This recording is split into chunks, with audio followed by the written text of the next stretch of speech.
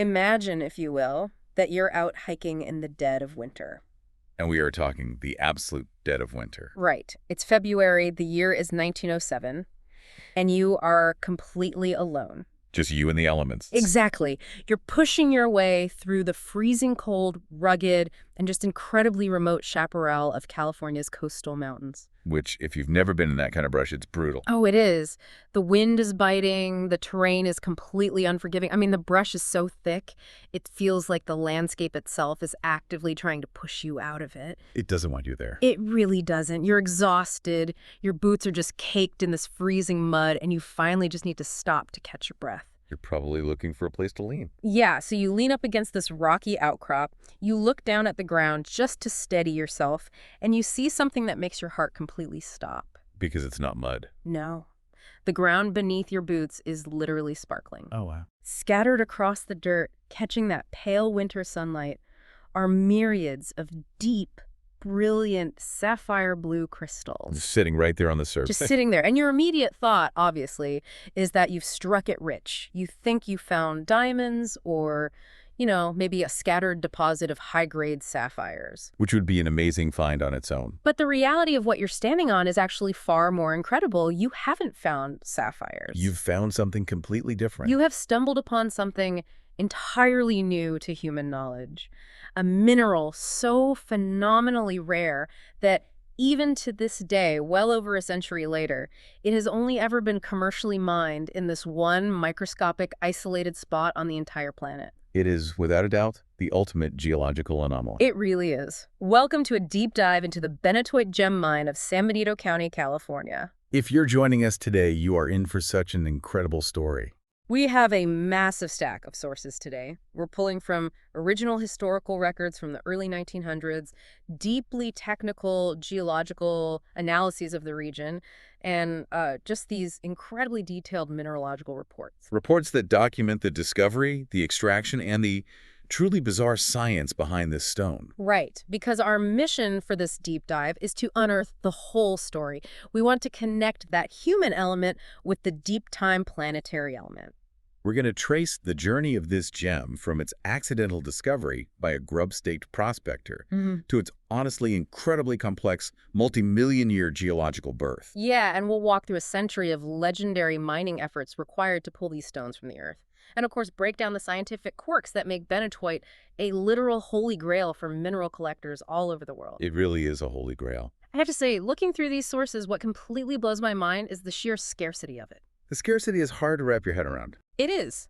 We talk about rare things all the time on this show. Yeah. But the idea that something so profoundly beautiful, a gemstone, that literally outsparkles a diamond, is so completely geographically constrained. I mean, it's almost hard to comprehend. It's just sitting there, halfway between San Francisco and Los Angeles. And literally nowhere else on Earth in commercial quantities. But, the geology actually explains that scarcity beautifully. When you look at the tectonic history, the rarity of benitoite isn't just some fluke. Right. It's not a random accident. Not at all. It's a matter of incredibly specific, almost impossibly precise planetary timing. It required a perfect storm of conditions. Like a very literal recipe. Exactly. The exact right host rocks had to be subjected to the exact right subduction pressures. Then they had to be left alone for 100 million years, only to be injected with the exact right superheated chemical fluids. And if any of that changes... If even one of those variables shifts by a fraction of a degree or, say, a million years in either direction, benitoite simply does not exist. It's a masterclass in pure chemistry happening deep within the Earth's crust. But let's actually start with the human side of that equation. Let's go back to 1907. Yeah, back to that freezing prospector on the mountain, James Marshall Couch. Now, from what I read in the historical accounts, Couch wasn't out there looking for a new gemstone, was he? He absolutely was not. Yeah. Couch was out in the new Idria mining district down at the southern end of the Diablo Range looking for mercury. Specifically, cinnabar ore. Right. Which makes perfect historical sense for California in 1907. Mercury was an essential commodity back then. Heavily used in gold mining, right? Yeah, exactly. They used it to amalgamate and extract gold from crushed ore. So finding a mercury deposit was basically a guaranteed paycheck. And Couch desperately needed a paycheck. He was not a wealthy man by any stretch of the imagination. No, he was out there on what was known as a grub stake. Right. So two men, Roderick Dallas and Thomas Sanders, essentially financed his expedition. And when we say financed, We mean they gave him $50 worth of supplies and a horse. $50. That was the entire investment. And they sent him off into the absolute wilderness in the middle of a brutal winter to see what he could dig up. I want you, the listener, to picture what a $50 grub stake actually looks like in 1907. That's not much. No, we're talking absolute basic survival gear. Beans, coffee, flour, maybe some blasting powder, and a few hand tools, all just strapped to this horse. And we really need to emphasize the geography of this new Indria district. Oh, yeah. The sources point out that even today, this area is extraordinarily remote. It's about 30 kilometers from the town of Coalinga. Which doesn't sound too far, but it's not just the distance, it's the terrain itself. The terrain is defined by this incredibly dense chaparral. Yeah. I mean, if you haven't hiked in thick California chaparral, it is brushed so dense and so stiff you physically cannot walk through it in places. You literally have to hack your way through. You do. And the modern access road to this area is just a bumpy, treacherous dirt path with unimproved stream crossing. And in the winter, the soil turns into this slick, completely impassable mud. Right. Now, project that environment back to 1907. There are no roads. None.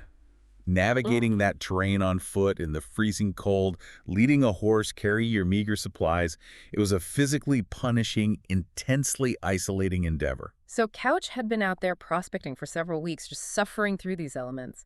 And he finally finds this forested glade along the San Benito River and decides, okay, I'll make a base camp here. And the records indicate it was a smart spot. It was. Flat ground, grass for the horse, and crucially, plenty of firewood to survive those freezing February nights. Then comes the fateful day. February 22nd, Washington's birthday. Couch decides to leave camp and climb a steep hill across from his site to check out some rocky outcrops. As he's pulling himself up the slope, he looks down. And that is when he finds the area completely littered with small, dark blue crystals weathering directly out of the rock. He immediately assumes he's found sapphires. Or spinels, or maybe some bizarre form of volcanic glass.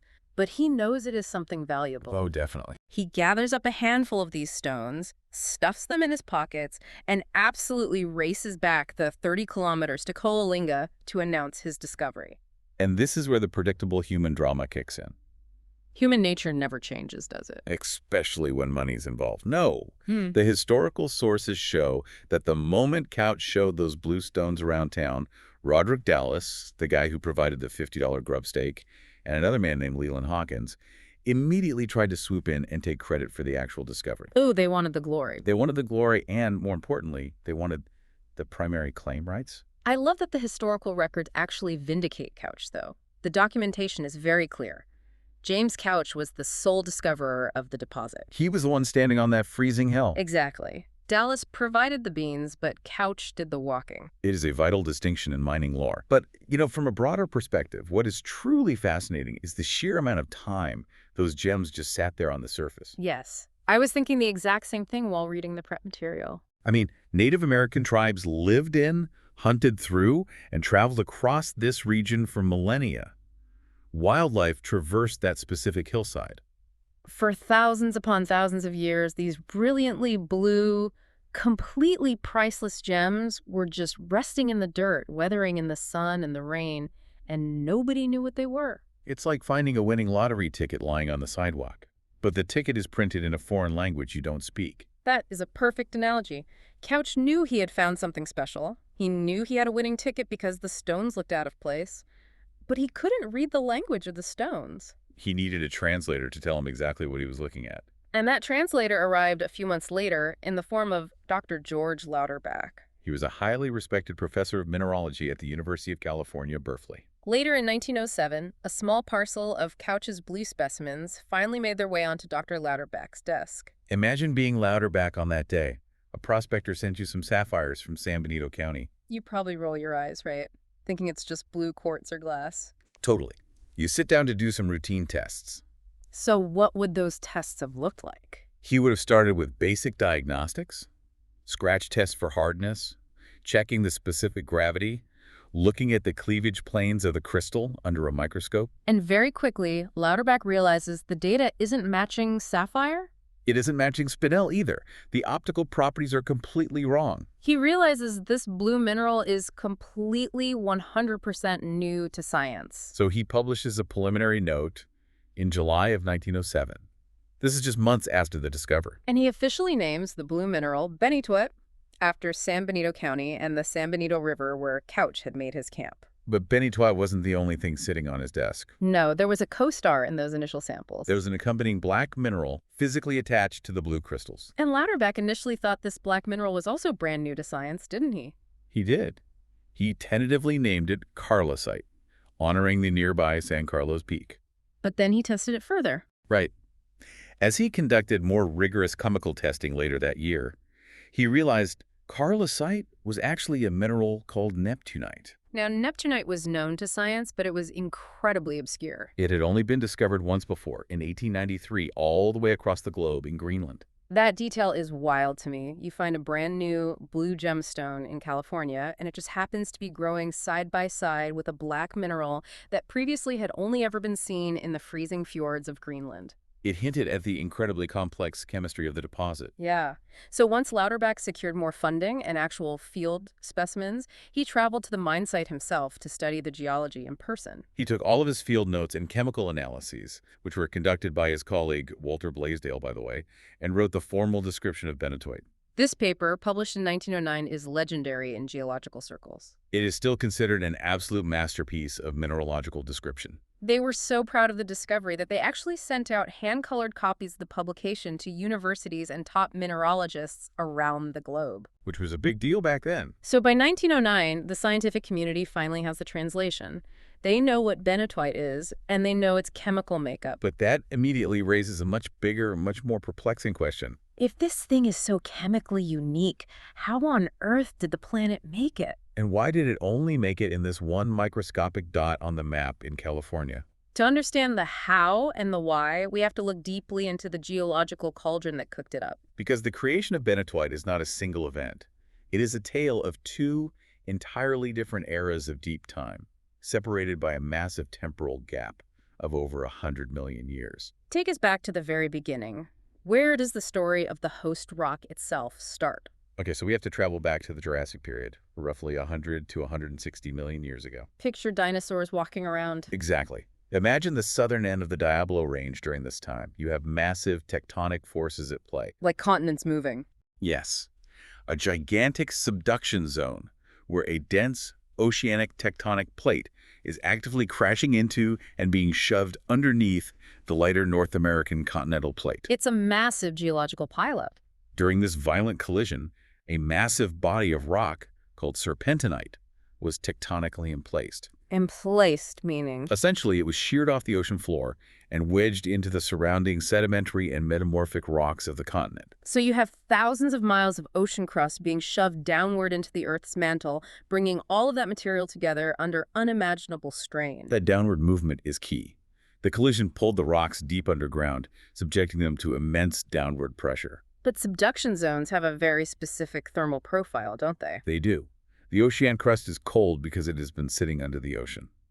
As it is shoved down into the mantle rapidly, the pressure skyrockets immediately, but the rock itself takes a very long time to heat up. So you have a bizarre environment where the pressure is crushing, but the temperature is relatively low. Geologists call this specific environment blue schist facies metamorphism. Blue schist facies. That is a very technical term. Break that down for us. Yeah, so facies basically just means a specific set of environmental conditions.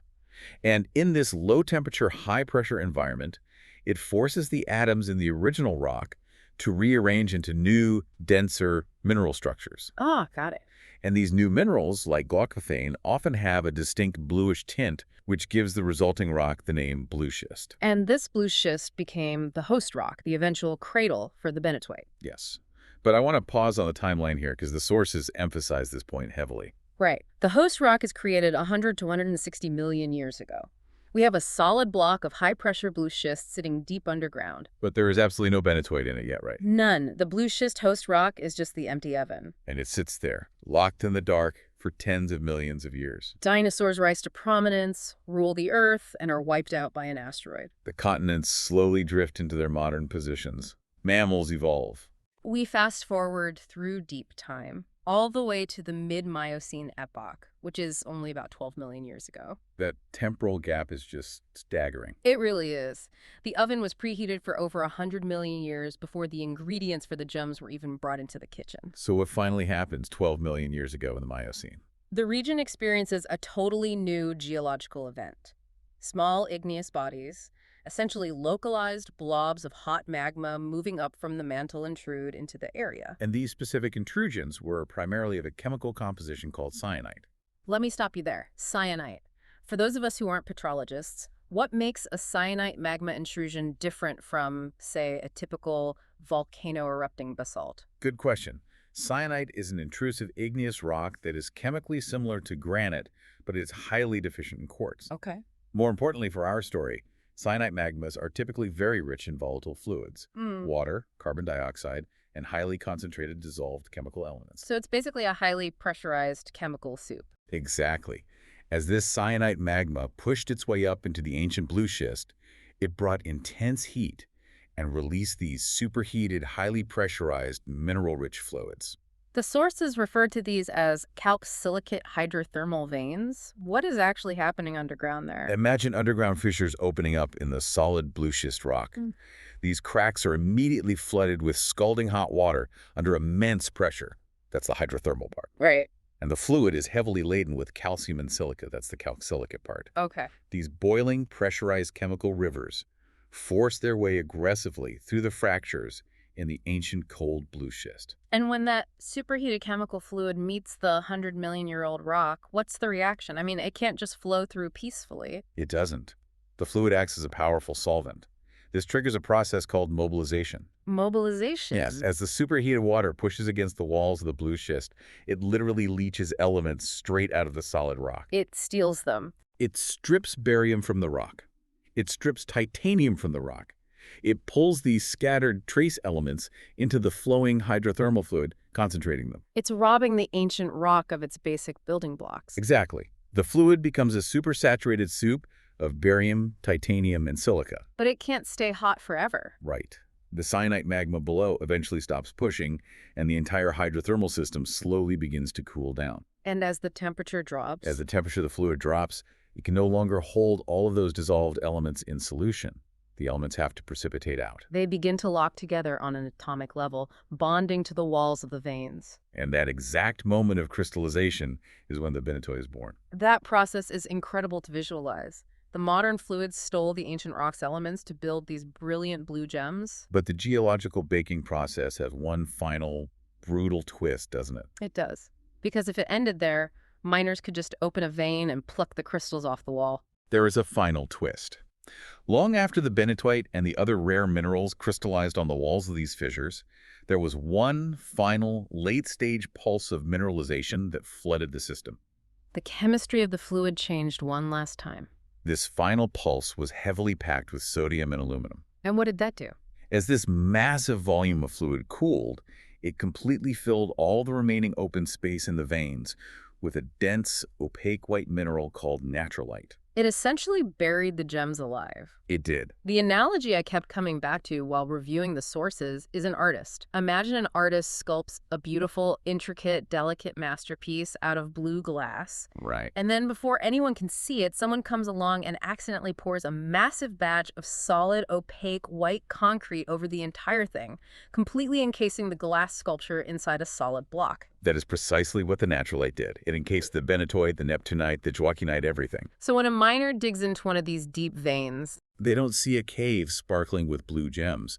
They just see a solid, massive wall of stark white natrolite rock. The gems are hidden completely out of sight, locked in the center of the white mass. The primary challenge for miners over the next century would be figuring out how to get the delicate glass sculpture out of the concrete without shattering it into a million pieces. We are definitely going to dive into the nightmare that was the mining process later, because the history of how they solved that puzzle is fascinating. Oh, it's wild. But I want to stick with the geology for one more minute, because the sources note a really interesting spatial difference between the upper and lower zones of the mine claim itself. Right. The final natrolite flooding event was not perfectly uniform across the entire mountain. Ooh. In the lower levels of the deposit, deep underground, The veins were completely filled with natural light, sealing the gems tightly inside the white matrix. But what about higher up?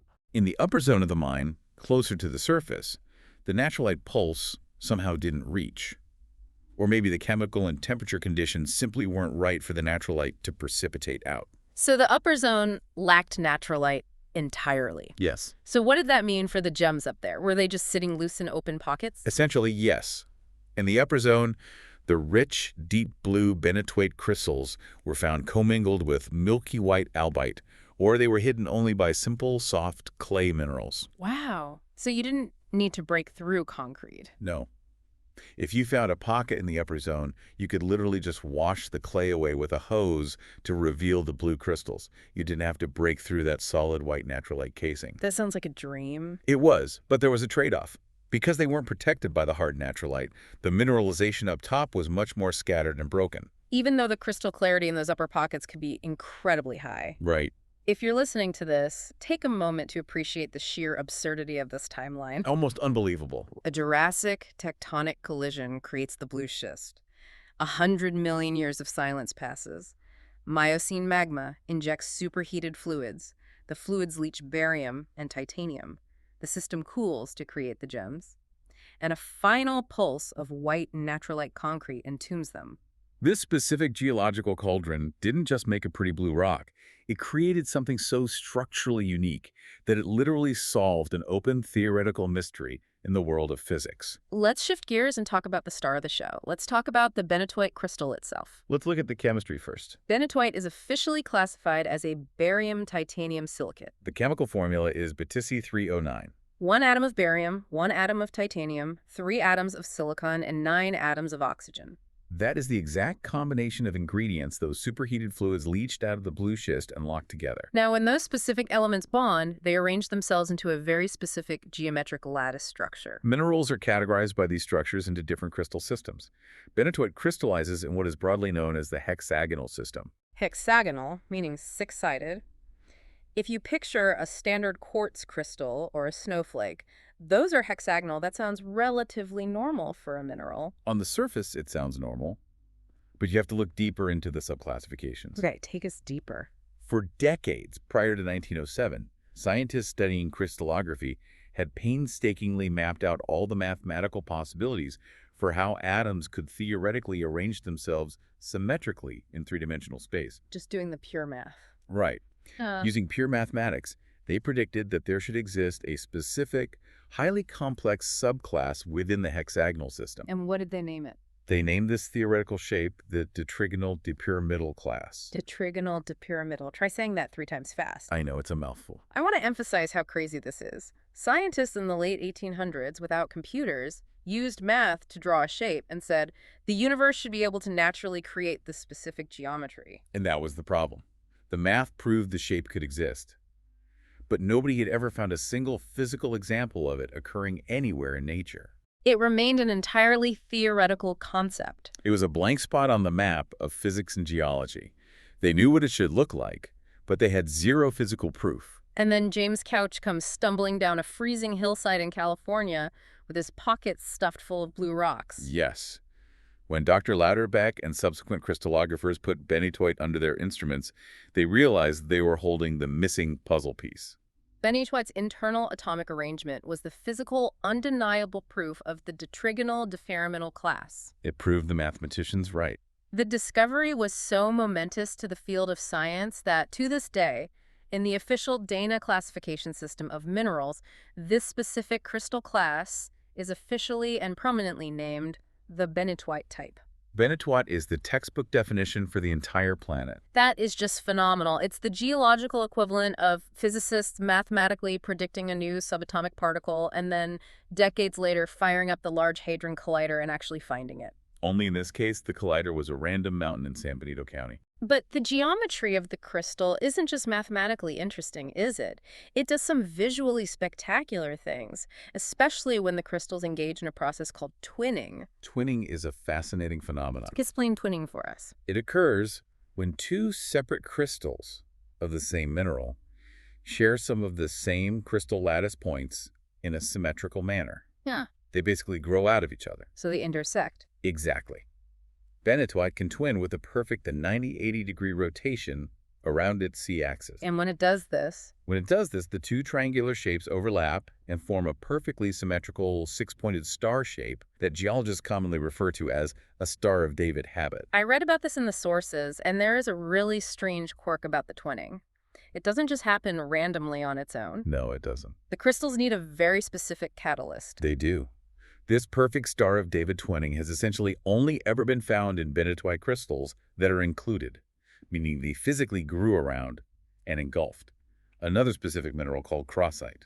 Crossite is a type of amphibole mineral that forms dense, needle-like inclusions. So if the crossite isn't there, For reasons that are still debated regarding the nucleation physics, if there is no crossite inclusion present to disrupt the lattice, you just don't get the Star of David shape. which means complete, unbroken crystals of this twinned form are incredibly rare and highly prized by collectors. Very highly prized. Let's move from the physical shape to the visual aesthetics, because beyond the math and the twinning, these stones are just visually stunning. Absolutely stunning. The classic textbook color for benitoite is that famously deep sapphire blue with just a hint of violet.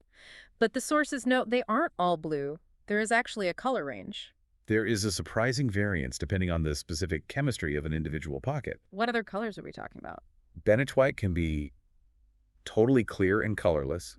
It can be a milky, opaque white. You can have a reddish-brown tint or even appear greenish-gray. Greenish, you're right. Yet the green and gray colors almost always happen when the crystal is heavily packed with those dense crossite inclusions we just mentioned. The crossite needles alter how light passes through the stone. Wow.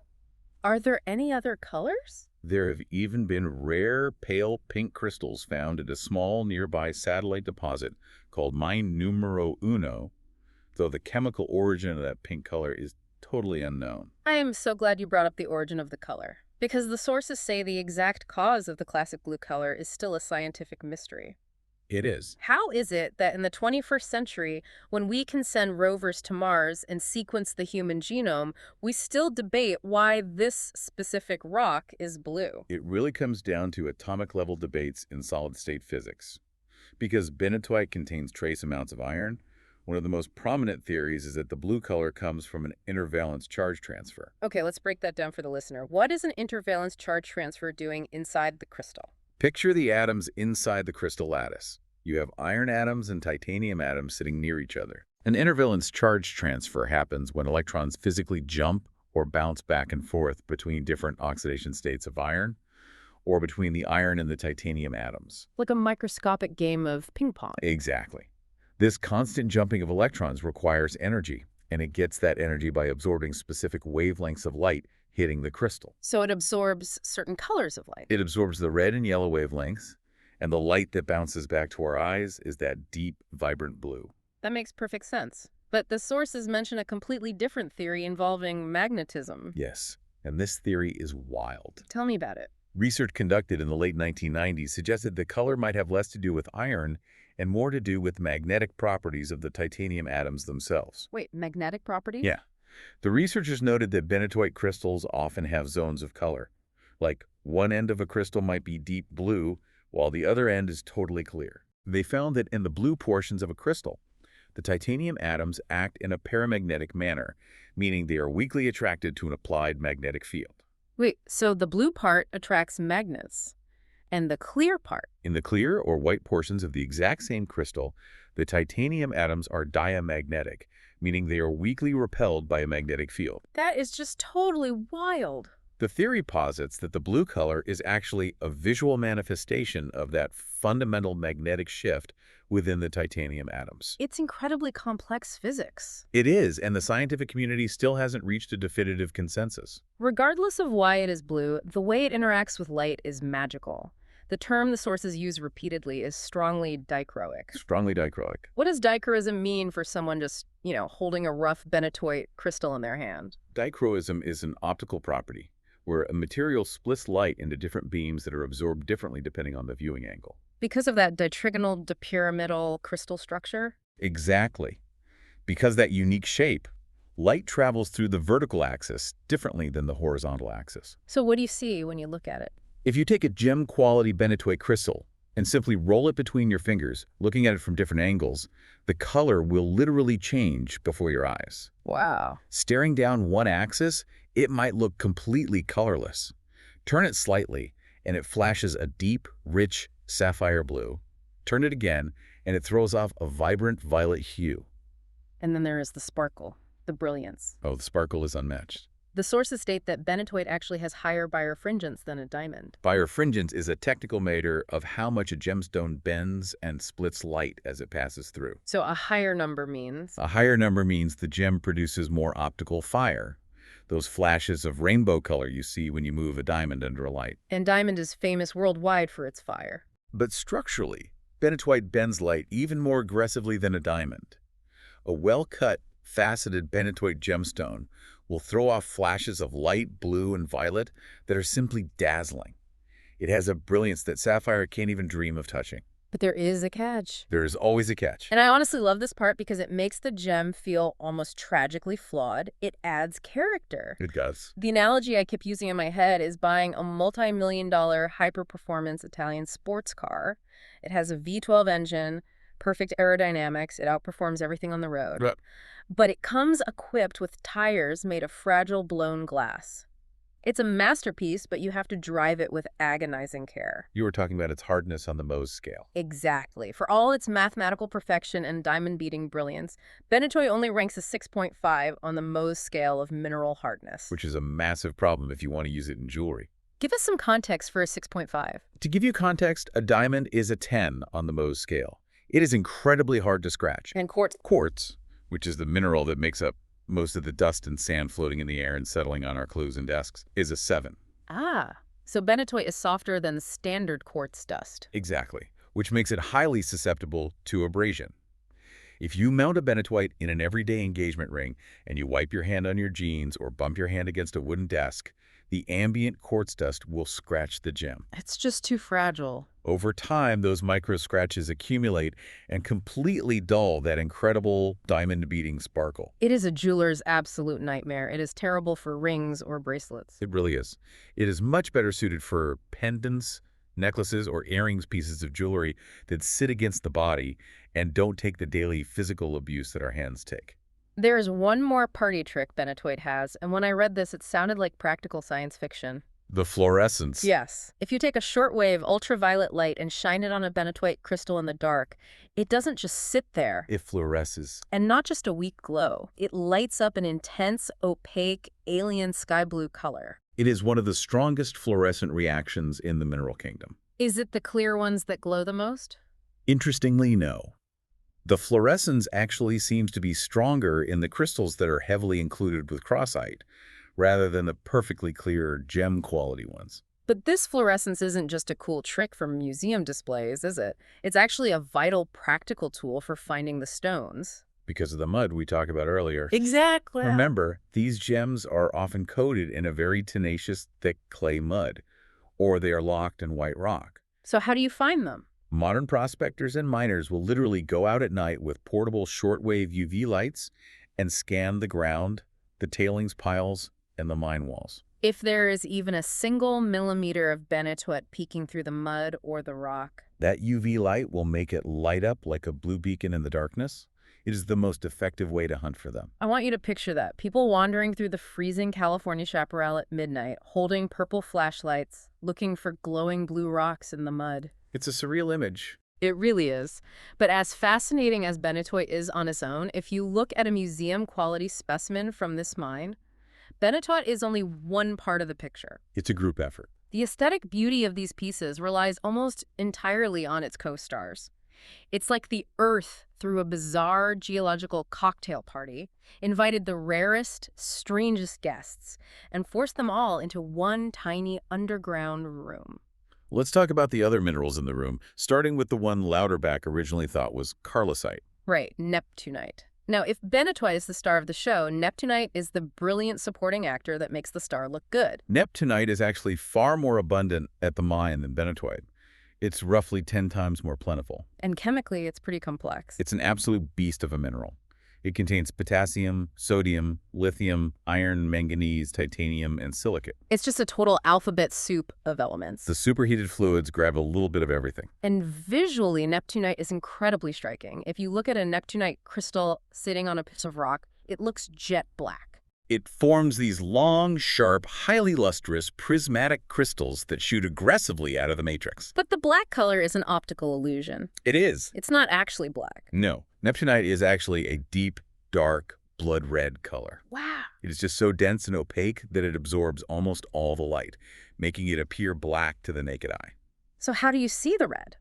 If you have a very thin crystal, or if you take a strong, intense light source and shine it directly on the thin edge of a larger crystal, the light penetrates just enough for you to realize the entire crystal is actually blood red. And it's worth noting that while neptunite was first found in Greenland, the Benitoite Gem Mine in California has produced the absolute finest, largest, and sharpest neptunite crystals ever found anywhere in the world, bar none. Okay, so we have brilliant sapphire blue benitoite and sharp, blood red but looks black neptunite. Let me introduce the next guest at the party, because this one has a great backstory. Waukeanite. Named after the nearby San Joaquin Valley. And the C at the end stands for cerium, which is a rare earth element. Waukeanite was completely unknown to science until it was discovered at this exact mine. What does it look like? It is tiny. Most waukeanite crystals found at the mine are under 3 millimeters in size. That's microscopic. But they are beautiful, translucent honey or cinnamon brown color. They look like tiny drops of amber scattered on the rock. And they have a great scientific backstory regarding their geometry. They do. For decades after their discovery, geologists studied their external shape and concluded that waukeanite crystallized in the orthorhombic system. But later, as X-ray crystallography advanced, deeper analysis proved that was completely wrong. Waukeanite is actually monoclinic. It was wearing a disguise. Essentially, yes. The crystals were twinning, much like benitoite does. But they were twinning on such a microscopic, specific level that the overlapping monoclinic crystals created the perfect optical illusion of an orthorhombic crystal. It fooled mineralogists for years. It really did. That's incredibly sneaky for a 3-millimeter rock. Okay, is there anyone else at this geological cocktail party? We have to mention Jonesite. Jonesite. It was discovered at the mine in 1957 by a collector named Francis Jones, but it was so obscure, so rare, and the crystals were so small that it took another 20 years until 1977 for it to be formally described and accepted as a new mineral species. It is without a doubt the absolute rarest mineral found at the deposit. It forms these tiny, delicate, colorless, bladed crystals. They almost look like microscopic shards of glass. I was reading about Jonesite in the sources, and it mentioned a long-running debate among geologists about how Jonesite actually formed in relation to the benitoite. Yes, that was a major point of contention. Because benitoite and Jonesite share a lot of the same complex chemistry, they both heavily feature barium, titanium, and silicate. Early geologists assumed that Jonesite must have formed at the expense of benitoite. The operating theory was that as the hydrothermal fluids cooled and changed chemistry, the fluids began to physically break down and dissolve existing benitoite crystals in order to reassemble those elements into Jonesite. So the theory was that the new guest was eating the star guest. Exactly. But modern specimen recovery has proved that theory wrong.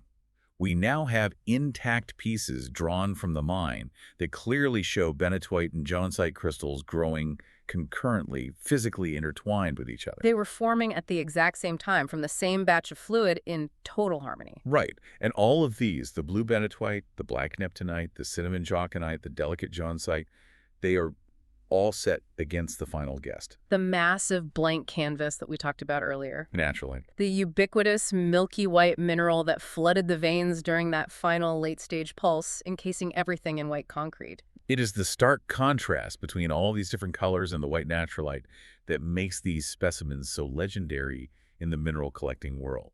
I mean, paint a picture of the ultimate holy grail specimen for us. What does a museum-grade piece look like? The dream for a collector is a piece where all these chaotic elements come together in perfect aesthetic harmony. Picture it. Imagine a base of jagged, snowy white naturalite matrix. That is your clean canvas. Piercing aggressively out of that white background are these striking, highly lustrous, jet-black neptunite prisms, jutting out at sharp angles. And dotted along the white matrix are dozens of tiny, sparkling, cinnamon-colored schwackkenite crystals adding warmth. And then crowning the entire piece are large, brilliant, translucent, sapphire blue, triangular crystals of benitoite. The sources mention a specific famous piece that perfectly captures this. Yes, there is a legendary specimen currently sitting in a private collection. Brian Lees, who ran the Collector's Edge mining operation, dubbed it the sushi plate. The sushi plate. I love that. It is just an incredibly balanced aesthetic arrangement of the white naturalite, the black neptunite, the blue benitoite, and the brown schwackenite, all sitting perfectly positioned together. It looks like a master sculptor spent weeks arranging it as high art. But it was assembled blindly by hot water and pressure 12 million years ago in the pitch black. Which brings us right back to my concrete analogy. We know these masterpieces exist in the ground. We know how they look when they are clean. But we also know they're entombed inside that solid, massive white naturalite. So how did human beings actually get them out? Because you can't just take a pickaxe or a stick of dynamite to a delicate blue glass triangle encased in solid rock and expect it to survive. You really can't. Let's trace the 100-year history of mining that happened on this isolated hillside, because it is full of trial, error, and heartbreak. The mining history breaks down into very distinct eras. The first era, stretching from the initial discovery in 1907 to roughly 1910, is what we might grimly call the sledgehammer era. And I have to warn you, it is a very tough era for mineral lovers to read about. Because they didn't have finesse. They literally just smashed the rock. Oh no, they used sledgehammers. They did. The early miners, working under the direction of the Dallas family, would dig down and expose these massive veins of solid white naturalite. They knew, based on the surface weathering, that the blue gems were trapped inside the white rock. But the only way they knew how to get them out was by sheer blunt force. They took heavy steel sledgehammers and just wailed on the white rock, violently breaking it apart, hoping to find intact gem nodules inside the shattered pieces. That physically hurts to hear. If you appreciate fine things, just thinking about how many flawless, world-class twin specimens must have been shattered into absolute dust by a sledgehammer is painful. The historical estimates suggest hundreds, if not thousands, of stunning, irreplaceable museum-quality specimens were totally destroyed by this crude method. They were turning masterpieces into gravel just to find the fragments of blue rough they could facet into small gemstones. But eventually, after destroying so much material, they figured out a better way. Thank goodness. They realized a quirk of the deposit's chemistry. Naturalite dissolves rapidly in certain acids, specifically hydrochloric acid, but benitoite, neptunite, and jacquinite do not. So they put down the sledgehammers and picked up the chemical vats. Exactly. You can just imagine the scene at this remote mountain camp in 1908. They were extracting hundreds of kilos of these white naturalite veins, breaking them into manageable chunks and just dunking them into huge vats of acid. And they would sit there waiting for the white rock to literally fizz and bubble away. Slowly exposing the pristine blue and black crystals underneath without physically damaging them. And during this early time, the Dallas family is really establishing the mine as a permanent operation. The sources mention they built a wooden cabin on the site in the summer of 1907. And the cost of materials for the cabin was a grand total of $35. $35 to build a cabin. It shows how rudimentary the setup was. And by 1908, using hand tools and basic explosive, they had dug a 50-meter added a horizontal tunnel straight into the hillside to follow the primary veins underground. There's even a great historical photo from 1908 showing the wooden mine entrance, the dusty workers, and the camp dog, whose name was Fritz, proudly standing guard over the operation. I love that little historical detail.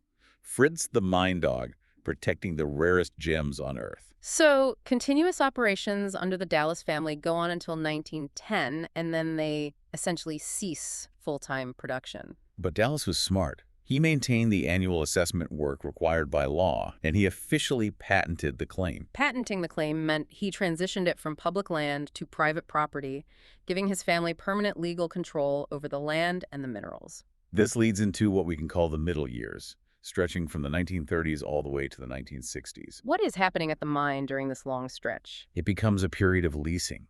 The Dallas family maintained ownership, but would lease the property out to various operators, syndicates, and passionate mineral collectors for short stints. It is important to remember it was still incredibly hard to get to. There's a famous story in mineralogy circles of Pete Bancroft and Ed Swoboda, two very well-known collectors who visited the mine several times in the 1930s. And how did they find it? They actually got directions to this remote site from their high school science teacher who had collected there previously. Talk about an awesome field trip. Imagine your high school teacher telling you where to find a secret gem mine. Right. But the actual production during this 30-year middle era was modest. You had guys like Miller Hotchkiss operating the mine in the 1950s. Clarence Cole had a lease. Even Josie Scripps, who comes from the famous Scripps Publishing and Oceanography family, subleased the property in the 1960s, bringing her own equipment.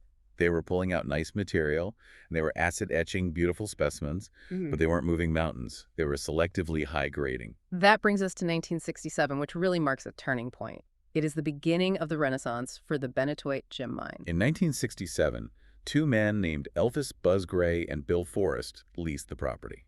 Buzz and Bill. Now, Buzz and Bill were experienced, highly serious operators.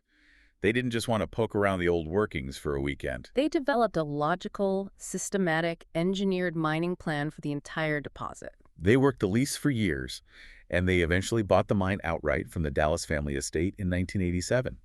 They ran continuous operations all the way until the year 2000. And beyond the mining, Buzz and Bill were the ones who really put Benitoite on the map, politically and culturally speaking. Yes, they were incredible advocates for the gem. They worked tirelessly to promote Benitoite to jewelers, museums, and politicians. Their lobbying efforts culminated in 1985 when the California State Legislature passed Assembly Bill number 2357, officially declaring Benitoite as the official state gemstone of California. Which honestly makes perfect sense. A lot of states pick gemstones that are found all over the world. But Benitoite is literally uniquely Californian. But all good things must come to an end, and for the commercial life of this mine, the end was spectacular. We hit the final sweep era from 2001 to 2004. This is a major shift. Buzz Gray and Bill Forrest decide to retire, and they sell the mine to a highly specialized company out of Denver, Colorado, called the Collector's Edge, run by a man named Brian Lees. And Brian Lees brought in a completely different scale of operation. This wasn't guys with picks, shovels, and hand drills anymore. This was serious, heavy, earth-moving machinery. He brought giant diesel excavators to the top of a remote mountain. He did. Lees's goal wasn't a high grade. His goal was a complete, thorough, and final commercial extraction of the deposit. So what did he do? He used excavators to strip away the overburden, the dirt and rock covering the hillside, to completely expose the original calc-silicate vein system that Lauterbach had studied. And what he found was eye-opening. It was. He proved that, over the previous century of mining, the original primary vein had actually been completely worked out. There was no massive, undiscovered deep vein left to follow into the mountain. The primary source was gone. The primary source was gone. So if the main vein was empty, what did the heavy machinery actually mine? They processed literally everything else. They took the entire accumulated dump material, the thousands of tons of rock the old-timers had thrown down the hill over the last century, and ran it through a massive, custom-built jig system. Explain how a jig system works for the listeners, because it's a fascinating piece of engineering. A jig is a mechanical device used to separate materials based on their specific gravity or density. They would crush the dump rock to a uniform size and feed it onto a screen inside a water tank. Okay, so it's underwater. Right. A mechanical diaphragm pulses the water up and down through the screen. Because benitoite and neptunite are significantly heavier and denser than the white naturalite and the host rock, the pulsing water causes the heavy gem material to sink to the bottom layer on the screen. While the lighter waste rock is pushed to the top and washed away. It is a highly efficient way to separate gems from rubble. So they re-mine the old miners' trash. What else did they do? Then they dug up all the colluvial and alluvial dirt. This is basically the loose soil covering the entire hillside around the mine. For millions of years, as the top of the deposit eroded naturally, loose crystals were scattered into the dirt. Lees's team scooped up all this dirt. And they had a very specific, labor-intensive way of checking that dirt, right? Because you can't just throw muddy dirt into a jig. No, you have to look at it. They set up long, wet conveyor belts. They washed the larger rocks, and as the rocks slowly moved down the belt, workers stood there and visually inspected every single piece of rock while it was wet. They were looking for any hint of blue or black that would indicate a gem nodule hiding inside the matrix. It was exhausting, tedious work. And when Collector's Edge was done, they were really, truly done. That is the harsh reality of a gem pocket. Unlike a massive coal seam that can span across states, or a copper porphyry deposit that goes down for miles, hydrothermal gem pockets are intensely localized, small, and strictly finite. Brian Lees processed the remaining material, extracted tons of specimen-grade rock and thousands of carats of gem rough, and then, crucially, he fulfilled his environmental obligations. He completely rehabilitated the land. He brought in bulldozers to restore the natural contours of the hill, planted native seeds, and brought the site up to modern EPA and Surface Mining and Reclamation Act standards. In 2004, the large-scale commercial story of the Benitoite Gem Mine was officially closed forever. But there's a modern-day epilogue to this story, and I think it perfectly encapsulates the wild, highly regulated nature of California geology. Brian Lees finishes the rehab and sells the land to a local man named Dave Schreiner in 2004. Schreiner's plan is to turn the patented claim into a fee dig. A fee dig is a place where amateur rockhounds and families can pay a daily fee to come up to the mountain, dig in the dirt themselves, and keep whatever they find. It is a great idea, but Schreiner runs straight into a massive regulatory wall. Right, because the area isn't just rich in benitoite. Remember the host rock. The massive body of serpentinite we talked about from the Jurassic period. Serpentinite naturally contains and produces chrysotile, which is a form of asbestos. And over the last 50 years, people riding off-road vehicles and dirt bikes all over those public hills around the mine had churned up the soil, creating massive erosion problems and kicking up huge clouds of naturally occurring asbestos dust. So citing extreme health hazards, the EPA and the Bureau of Land Management stepped in and completely shut down public vehicular access to the entire area. The access road was dated. You are legally not allowed to drive to the mine unless you are a private property owner on that specific road. It is the ultimate irony. You have the official state gemstone of California, and it is essentially illegal for the public to drive to the mine to go look for it because the surrounding dirt is toxic. So Dave Schreiner had to improvise. If the people couldn't come to the dirt, he would bring the dirt to the people. For years now, he literally loads up dump trucks with the surface dirt from his mine claim, drives it 30 kilometers out of the mountains down to a community park in the town of Coalinga, and lets people pay to screen and wash through the dirt there safely. And the craziest part is people still find things in that dirt. Because, as the sources note, that masking clay mud we talked about, the mud that requires UV lights to see through at night, it is incredibly tenacious. It is so sticky and hard to wash off that plenty of rough gems made it all the way through the collector's edges, heavy machinery, wash plants, and wet conveyor belts completely undetected. There are still actual treasures hiding in that dirt in Coalinga today. And beyond the fee dig, the commercial market relies on one final cache. In 2008, two men, John Vevert and Steve Perry, bought the very last inventory from Collector's Edge. It was 9 tons of unprocessed and partially processed rock that Lees had held onto. Vevert and Perry meticulously clean it. They sell the rough to cutters, and they keep the supply slowly trickling into the global market. But the most important takeaway for a collector or an investor is that the supply is strictly limited to what is already out of the ground. The mountain is empty. Which brings us to the value, and honestly, when you look at the economics, it is staggering. Because the supply is essentially capped forever, benitoite is orders of magnitude scarcer than diamonds, emeralds, or rubies. Millions of diamonds are mined every year. 0 benitoites are mined commercially. The economics absolutely reflect that extreme rarity. If you want a high-quality, 1-carat faceted benitoite stone, meaning it has good clarity, no major inclusions, and that strong classic sapphire blue color, you are easily looking at a retail price of $3,000 or more. If you jump up to a 2-carat stone, the price doesn't just double. It skyrockets exponentially to $8,000 to $10,000 or even higher. And the really big ones, the anomaly stones, are the stuff of legend. Dave Schreiner himself found a 34-carat piece of rough that eventually yielded a flawless 8-carat finished stone. And the largest known faceted benitoite gem in the world, owned by a private collector named Mike Scott, weighs in at a massive 15.42 carats. A stone that size is essentially priceless. When you hold a piece of benitoite, whether it is a microscopic 3mm crystal on a piece of white rock or a $10,000 faceted gem, you are holding the physical result of an impossible geological lottery. You are holding the violent collision of Jurassic ocean crust and the superheated intrusion of Miocene magma. You are holding a mathematically perfect, the trigonal dipyramidal crystal structure that literally did not exist in reality until a freezing prospector picked it up off the dirt in 1907.